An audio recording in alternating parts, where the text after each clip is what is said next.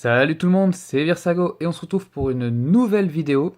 Une vidéo un peu particulière qui va peut-être rappeler pour certains ce qui se faisait au début de la chaîne. C'est une vidéo pour vous expliquer comment jouer.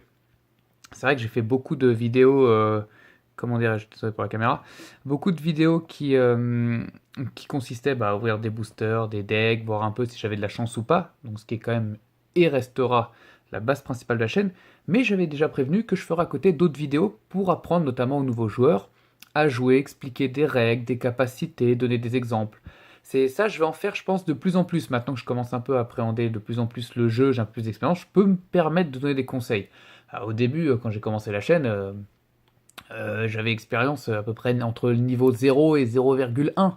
Donc forcément, je ne me voyais pas expliquer à des gens comment jouer si moi-même je ne voyais pas comment on jouait.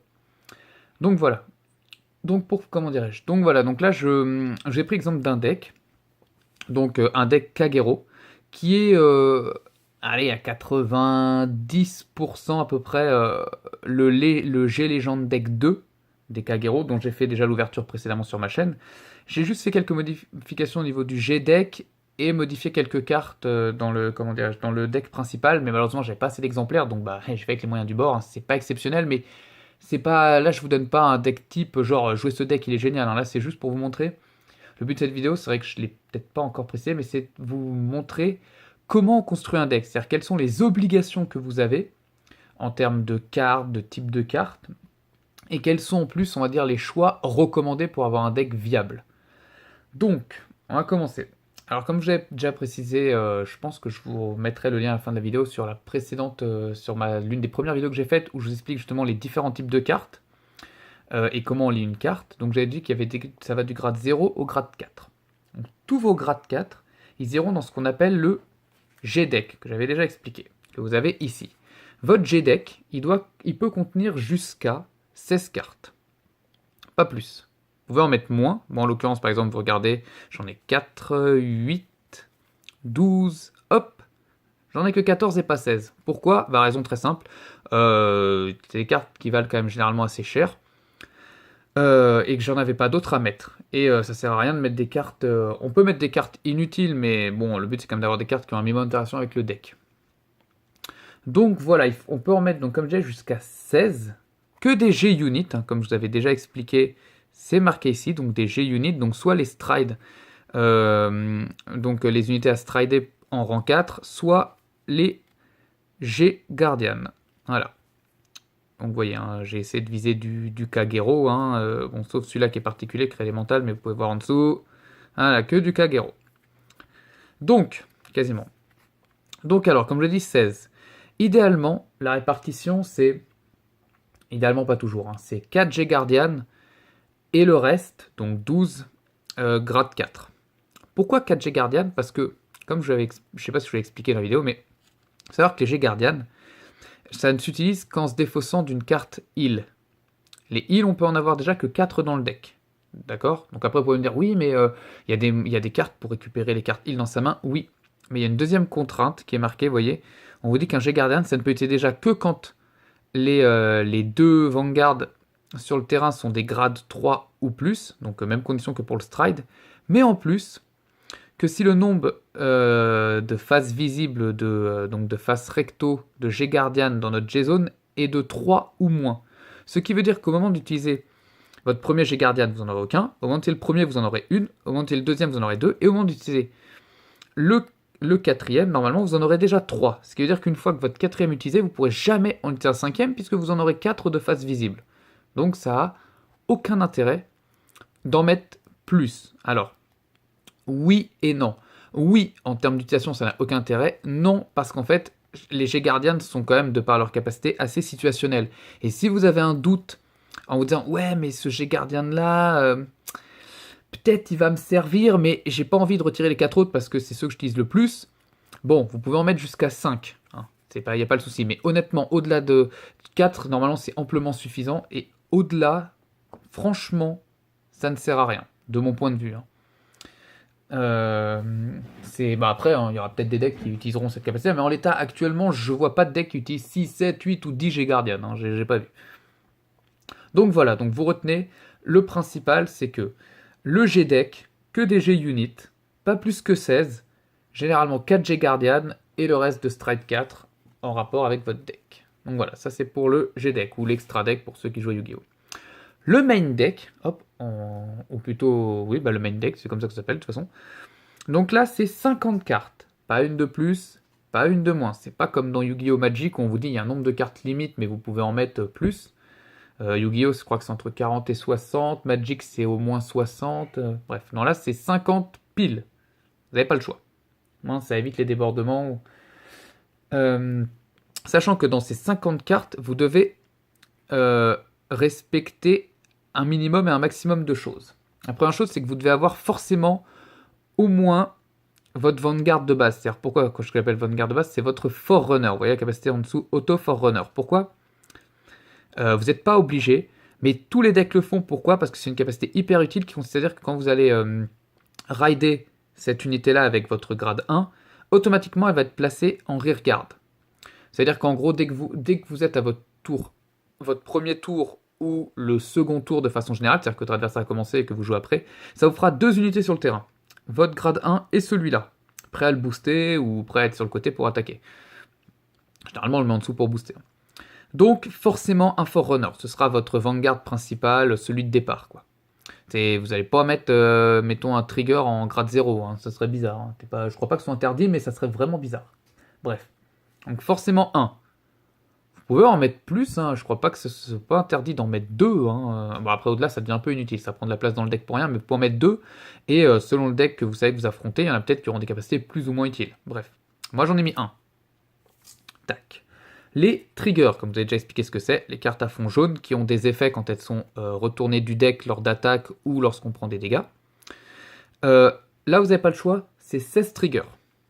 Donc voilà, 16 triggers. Donc 4, 4, 4 et 4. Vous voyez, il y en a plus après. J'ai trié mon deck pour l'occasion. Sur ces 4-là, vous avez l'obligation de ne pas en mettre plus que 4 heal trigger. Vous pouvez pas mettre 16 heal trigger et genre vous heal comme un porc et l'adversaire n'arrive jamais à vous frapper. Non, il y en a que 4. C'est pour éviter déjà le débordement avec les G Guardian et pour éviter que vous ne fassiez que vous healiez et que vous tapez l'adversaire qui lui, s'il n'a pas de chance d'avoir des heals, il se fait défoncer. Non, ça doit être situationnel les heals. Donc voilà, seulement 4. Par contre le reste, c'est à votre bon vouloir. Vous pouvez mettre que des critical, que des draws, ou, et là j'en ai pas sous la main, des stands. C'est au choix. Soit vous pouvez mettre un mix des 4, soit full critical, full stand, full draw. Full draw n'aurait pas beaucoup d'intérêt, remarque, mais bon, on sait jamais. Hein. Donc voilà, ça après vous répartissez, mais généralement tous les decks ont 4 heals. Je pense que ça me paraît à peu près obligatoire. Et les 12 autres, selon votre choix. Donc moi, vous avez, j'ai mis 8 critical, 8 draws, c'est que j'aurais pu mettre autre chose, mais je veux pas trop. Je me suis dit que les draws, pour le Kagero, on est souvent à court de cartes dans la main, donc c'est quand même pratique. Et les critical, le but du Kagero, c'est de frapper vite et fort. Hein. Donc le but, c'est que le mec, chaque fois que tu attaques, il ait peur que tu sortes 1 ou 2 critical et qu'il se prenne 3 dégâts dans les dents, quoi. Donc voilà. Ensuite, comment dirais-je? Donc là, ça c'est pour ça, c'est les obligations. Vous avez eu 16 triggers, donc ça fait déjà 16 grade 0 plus votre Forerunner, ça fait déjà 17 cartes dans votre deck qui normalement ne bougeront pas. Notre deck principal. Le reste des cartes, généralement, donc là on met plus de grade 0, le reste des cartes, il n'y a pas de restriction. Mais il y a de la logique. Comme vous savez, dans Vanguard, il faut rider vos cartes une par une. C'est-à-dire que vous avez, en tout cas pour votre Vanguard, vous avez un grade 0, vous n'allez pas mettre un grade 3 dessus, il faut d'abord mettre un grade 1, puis un grade 2, puis un grade 3. Et en plus, vous pouvez faire ça qu'une fois par tour. Donc déjà, il va falloir un certain nombre de tours avant d'arriver à votre grade 3. Pour votre Vanguard. Et là encore, il y a peut-être des capacités qui vous permettent de rider beaucoup plus vite. Un double ride par tour, ou il y a des supérieurs calls pour les rearguards, etc., etc. Mais c'est pas ce que je veux couvrir. Là, moi, je veux vraiment vous expliquer comment monter un deck, quel nombre de cartes il faut mettre pour que le deck soit déjà un minimum viable, et surtout que vous ne soyez pas en infraction, on va dire, par rapport aux règles. Comment dirais-je? La répartition moyenne, donc là je veux dire moyenne, c'est de façon générale, là encore ça s'adapte au nombre de cartes, c'est généralement, donc comme vous dites, 16 triggers, ça c'est obligatoire, un Forerunner, généralement, on va dire 14 grade 1, 11 grade 2 et 8 grade 3. Ça c'est à peu près la moyenne, c'est-à-dire une combinaison sur tous les types de decks qui se jouent et tout machin, c'est à peu près ce qu'on retrouve en moyenne. Ça peut varier, et même ça va varier, parce qu'il va y avoir des decks qui vont avoir besoin de moins de grade 3, d'autres qui vont se focus plus sur les grades 1 que sur les grades 2, bref, ça peut varier à plus ou moins 2 cartes. Mais généralement la compo c'est, retenez bien, 14 grade 1, 11 grade 2, 8 grade 3. Voilà la compo. Donc voilà, vous pouvez déjà vous faire un deck avec ça. Mais il y a aussi d'autres restrictions. Dans le jeu, ils ont créé, au-delà des G-Guardian et des grades 2 qui peuvent intercepter, on a créé ce qu'on appelle les Perfect Guard ou les Quintet Wall. En gros, ce sont des cartes où vous verrez toujours ici un bouclier doré avec 0 de défense. Et qui auront toujours la capacité Sentinelle. Sentinelle, c'est quoi? C'est qu'en fait, Sentinelle, vous ne pouvez pas mettre plus que 4 cartes dans votre deck de type Sentinelle. Et les Sentinelles sont soit des Quintet Wall, soit des Perfect Guard. Quelle est la différence entre les deux? Perfect Guard, c'est en gros, vous tirez la carte, vous défaussez d'une carte de votre main, et en gros, l'attaque en cours sur la cible, elle touche pas. Donc elle touche pas, elle ne fait pas de dégâts, il n'y a pas de damage check. Donc voilà, c'est le mur parfait. D'où Perfect Guard en anglais. Le Quintet Wall, qui vient de mur et de 5, c'est qu'en gros c'est le même type, sauf qu'en fait généralement ce sera une carte que vous utiliserez qui ne nécessitera pas de défausser une carte de votre main, contrairement au Perfect Guard, et qui vous fera utiliser les 5 cartes du dessus de votre deck comme protection, comme si vous utilisez votre main pour garder avec des cartes qu'on, mettons par exemple celle-là, hop, qui a 10 000, vous voyez. Et donc pendant les 5 cartes, d'où le Quintet Wall, et vous les mettrez dans le Guard Circle, donc ça fait que dans la Guard Zone, je sais plus comment ça s'appelle, mais dans la zone pour bloquer, donc ça vous fera logiquement une défense assez élevée. Donc voilà, vous pouvez jouer 4 Quintet Wall, Quintet Wall ou 4 Perfect Guard, ou 2 ou 3, on s'en fiche, mais en gros, il faut que vous n'ayez pas plus que 4 cartes Sentinelle. Donc voilà. Qui sont toujours des grades 1 d'ailleurs, de mémoire. Je crois pas qu'il y en ait d'autres. Donc voilà, donc moi là, vous voyez déjà 4 grades 1. Ensuite, on en est à 6, 8, 10, 12, 14. Donc là, vous voyez, j'ai mis 14 grade 1. Donc les grades 2, moi j'avais dit 11. Combien j'en ai? 1, 2, 3, 4, 5, 6, 7, 8, 9, 10, 11. Hop, boum. Moi je suis dans ma logique. C'est pas dit que ce soit bien adapté pour ce deck là forcément, mais c'est la logique que j'ai essayé de respecter et qui était de base dans le Legend deck, grosso modo. Donc je me dis que ça doit être quand même un peu logique. Donc idéalement aussi, je ne l'ai pas précisé, mais dans le deck, vous n'avez pas le droit de faire plus que 4 fois la même carte. Que ce soit dans le G-deck ou dans votre main deck, pas plus de 4 fois la même carte. Là encore, il faudra aussi prendre en compte, surtout si vous jouez en tournoi entre amis, non, c'est pas trop grave, votre ami vous demandez, c'est réglé, mais en tournoi, il y aura sûrement des cartes restreintes, comme vous avez dans Yu-Gi-Oh! Et dans Magic, je crois, mais Magic, ça fait tellement longtemps que je ne suis pas sûr, mais dans Yu-Gi-Oh! Oui, vous avez à chaque fois des bannissements de cartes ou des restrictions. Quand les cartes sont considérées comme trop puissantes, et ben on vous dit, bah voilà, normalement tu peux mettre, mettons, 4 copies d'une carte, et bah là, t'as plus le droit d'en mettre que 2 de celle-là. Et puis celle-là, une seule. Et puis celle-là, elle est interdite dans les decks, parce qu'elle est vraiment trop puissante. Et tous les mois, 2 mois, ils ressortent une nouvelle liste avec des cartes des fois qui étaient bannies qui ne le sont plus, des nouvelles cartes trop puissantes qui sont bannies, etc. etc. Vanguard, c'est pareil. Il y a aussi des bannissements de cartes. Bon, je sais pas du tout je connais pas du tout la liste pour la globale, c'est-à-dire en gros pour le hors Japon, hors Asie, on va dire.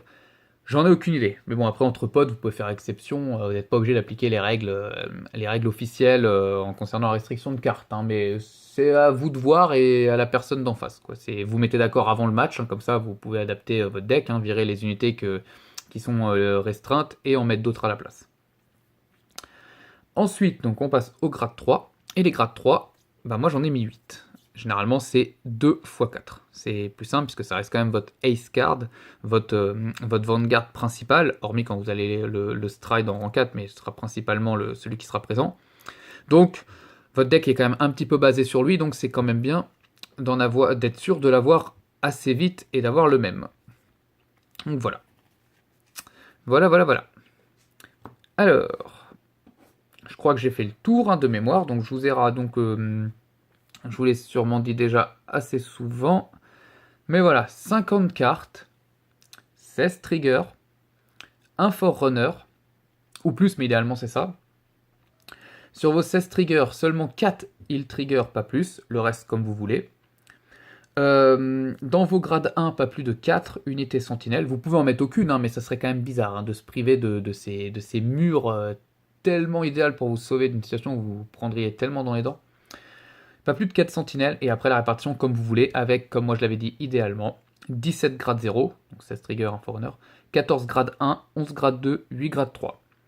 Croyez pas que c'est les chiffres parfaits et tout de la mort, hein. Je vous le dis souvent parce que, je vous le répète souvent juste parce que ce sont, si vous savez pas par où commencer, appliquez ces chiffres-là. Et à force de jouer, vous verrez si vous dites, tiens, j'ai trop souvent des grades 2 dans la main, bah, je vais peut-être en enlever un.